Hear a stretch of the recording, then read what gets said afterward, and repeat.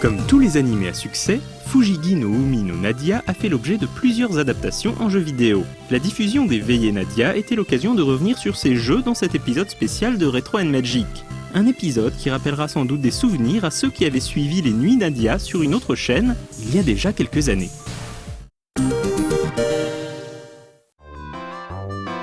Le premier jeu vidéo Nadia sort en mars 1991 sur Mega Drive.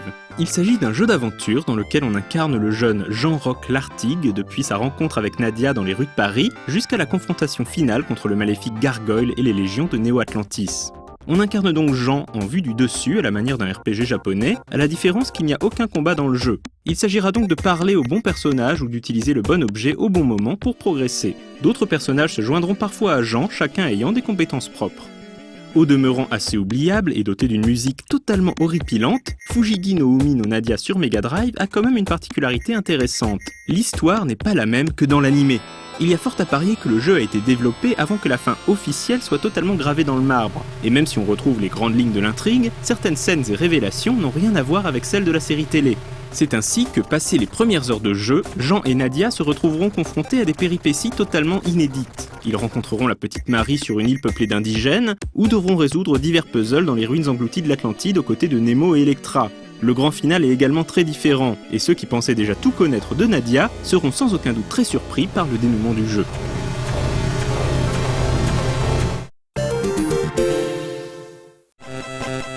Un autre jeu vidéo Nadia sort également sur Famicom en 1991. Il ne s'agit pas d'un jeu d'aventure, mais d'un jeu de stratégie au tour par tour, rappelant une version simplifiée de Famicom Wars.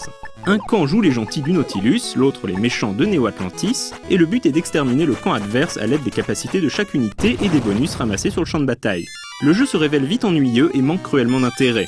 Notons tout de même que l'un des niveaux utilise une version chiptune de la Marseillaise en musique de fond.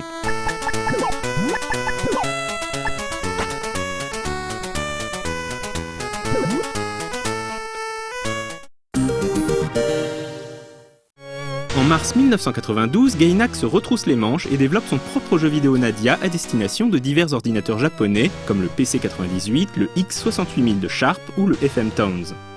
Il s'agit d'un jeu d'aventure de type visual novel où l'on contrôle Jean via un système de menu déroulant.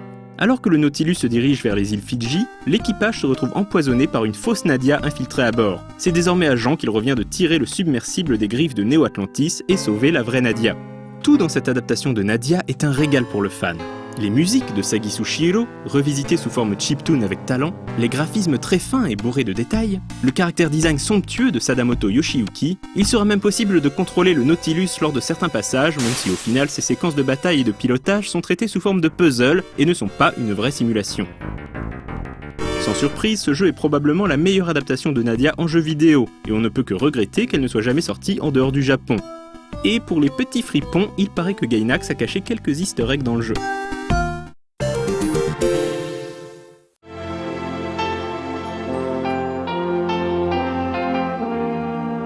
L'année suivante, en 1993, un nouveau jeu Nadia voit le jour, cette fois-ci sur PC Engine.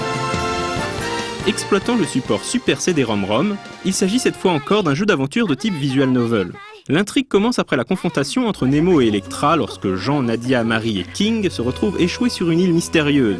Après avoir retrouvé le gang de Grandis et Ayrton, le groupe des héros découvre une deuxième île encore plus mystérieuse. Et là, les fans ayant suivi la série commencent à avoir une crise d'angoisse en imaginant devoir revivre les épisodes les plus pénibles de l'animé. Heureusement, il n'en est rien, et Nadia version PC Engine propose une intrigue inédite où Nadia et Jean devront empêcher le maléfique Goblin de mettre la main sur la Noah verte. Nadia sur PC Engine est graphiquement très réussie avec de belles couleurs chatoyantes et le support CD permet à Hudson Soft de proposer des musiques de grande qualité et des voix numérisées pour les personnages. À part ça, le titre s'avère très linéaire et ne propose que peu d'interactions vraiment ludiques.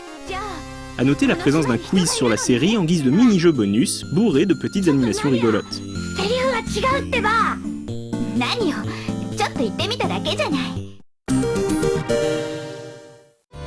Même s'il ne s'agit pas à proprement parler d'un jeu Nadia, les personnages de la série apparaissent dans un jeu de Mahjong où ils croisent les protagonistes de deux autres séries de Gainax, Gunbuster et Evangelion. Le jeu propose un mode histoire où l'on incarne comme toujours Jean, qui, en brave garçon qu'il est, tente de rendre Nadia heureuse en gagnant un tournoi de Mahjong. Oui, car dans cette version, Jean et Nadia vivent avec Marie et Electra dans le Japon contemporain.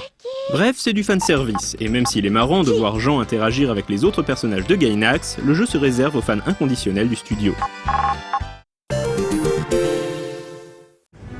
Nadia fait son retour sur console et PC en 2005 dans un jeu appelé Inherit the Blue Water.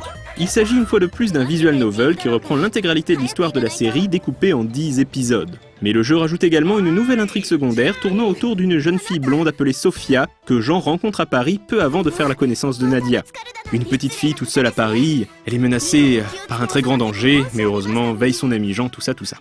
Malgré le plaisir évident que l'on a à retrouver toute la bande du Nautilus, surtout avec leur voix d'origine, il faut bien admettre qu'Inherit the Blue Water est très décevant. Le jeu est extrêmement linéaire, les interactions se limitent à quelques choix lors des dialogues, et les nouveaux personnages avec leur caractère design tendance moe irritent plus qu'autre chose. Au final, on a plus l'impression de jouer à une sorte de dating sim dans l'univers de Nadia, et c'est bien dommage. Notons toutefois que le jeu propose plusieurs fins différentes, certaines assez déconcertantes, où l'on verra par exemple Jean épouser Marie. Oui.